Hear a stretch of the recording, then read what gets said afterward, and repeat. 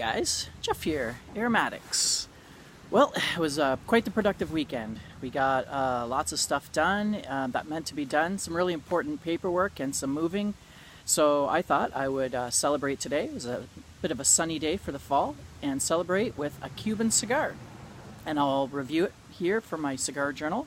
And today I will be smoking the Bolivar Havana, or Bolivar Habana cigar. So, and also in my second part of the, where I'm smoking it down, in my second part of the video, I'll discuss whether or not I think it's worth the price for Cuban cigars and the effort it is to get them in some places. So stay tuned for that. So right away here, I'll give you my first impressions. And what I'm getting is that unique Cuban kind of earthy, it's an earthy smell. And almost like there's a little bit of a cooking spice, like maybe, not allspice, but maybe, it's hard to explain, but there's just this kind of a vegetal cooking spice earthiness to it. And the draw on it, surprisingly good. I've had bad luck with Cubans, which I'll discuss later. And once again, an earthy, almost a little bit of a cinnamon, and that spice nutmeg, kind of like a nutmeg taste. So, and the wrapper is a nice brown, rustic looking wrapper, really bumpy, firm, but very nice looking. And that cap, that's like triple cap, just looks just straight. This is a well-built cigar by the looks of it. So we'll see whether or not that holds up when I actually smoke it. So okay, I'm gonna light this up and I'll be back in a little bit. Stay tuned.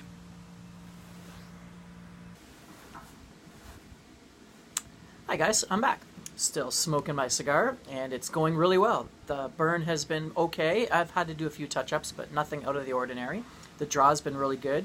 And it started out a little tight, but now it is opening up really well. I'm getting a lot more smoke output than I was at the very beginning.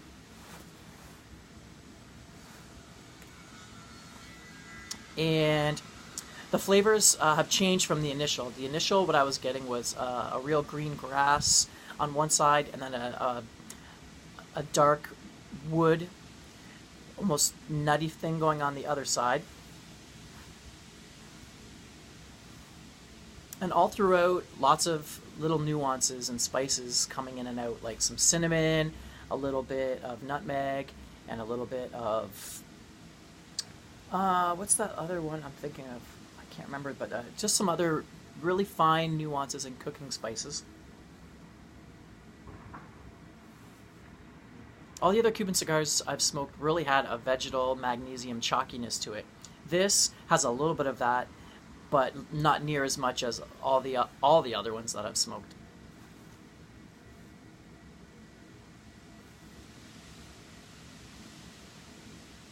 So now the flavors have transitioned from that green grass wood flavor with little nuances down to a stronger, more full-bodied, medium, probably a medium-bodied, medium overall profile strength.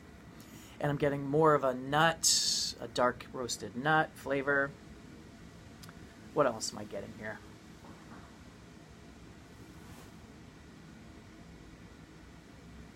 More earthiness, a nice dark damp earth.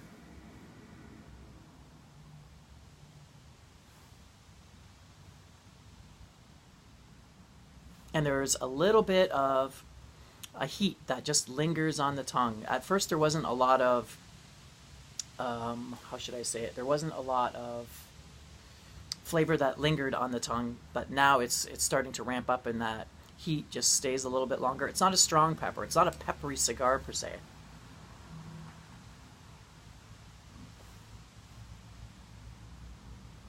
But yeah, so I was going to discuss whether or not Cuban cigars are worth it or not.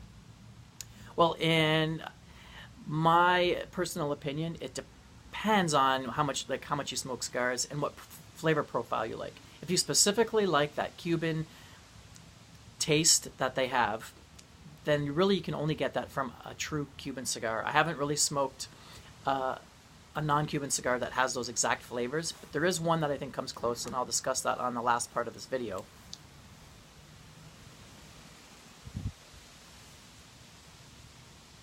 But yeah, so the price is what really gets it. Even in Canada, the average decent Cuban cigar is going to cost you $20 and up. I've smoked the Epicure number 2. I've smoked the Romeo and Julietas. I've smoked H. Upman and a Cuaba. And so far, at that price point, for my flavor profile, what I like, it's not what I personally like. Most of the cigars that I found that I enjoy are in the range between the $10 and $20 range. You can get a really solid, good tasting cigar. Above that price, you're not really necessarily in my experience, for my taste profile, you're not really. It's sort of a reduction in. You might be able to get a little bit better of a cigar, but not worth the amount you're paying. And any less than that, it can be a real crapshoot on what you're going to get.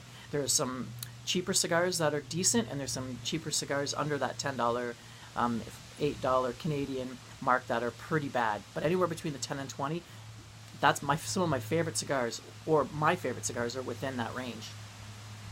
So I'll discuss this a little bit more on the last half of my video, so stay tuned.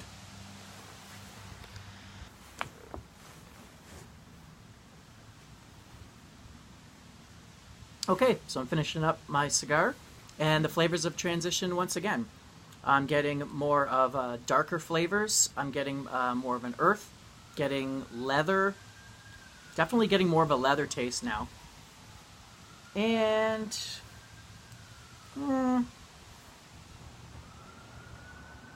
coffee. So I'm getting some leather, some nuts, and some coffee. The aroma is really nice. The aroma throughout the whole thing is this unique, earthy, smoky, wood type of aroma coming off of it.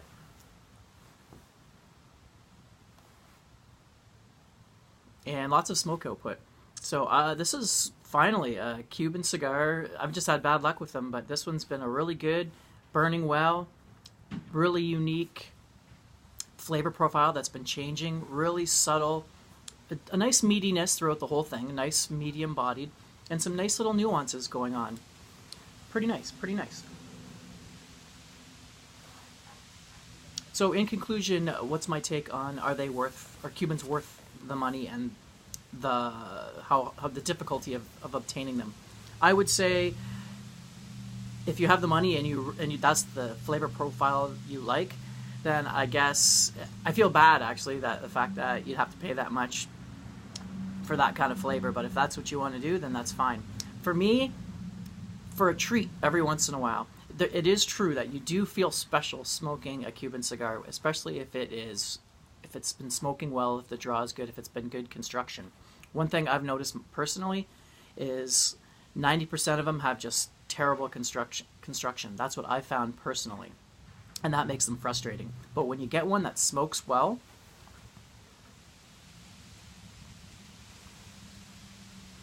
just the uniqueness and the fact that it's rare, it's a Cuban, I think it does mentally anyway. It is worth it for a treat every once in a while. Because there is even some $20 to $30 cigars that aren't Cubans that I enjoy, personally, that I'll have for a treat every once in a while. So I would say if that's what you really like, then you pretty much have to go Cuban to get those specific flavors. If you've tried them and you don't really like them, then it's not worth the money. For me, this one, maybe there's a few more that I'll try, maybe once in a while for a treat. It's worth it, just for the uniqueness. Are they any better than the other cigars? In my opinion, no. My favorite cigars are not Cuban cigars overall. So, but if you are looking for, from what I've noticed in my limited experience with cigars, the closest cigar that I've found to a Cuban that tastes like a Cuban or has some Cuban-esque flavors is the Punch Rare Corojo. That had that kind of green grass, magnesium-y, vegetal chalkiness, but it had all these other flavors with it that I really found interesting. It had lots of complex flavors and a little bit of that Cuban-esque thing going on.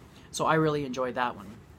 So that would probably be, definitely if you're looking for something in the Cuban sort of flavor, but you can't get a hold of Cubans or you want something a lot cheaper, definitely check out the Punch Rare Corojo.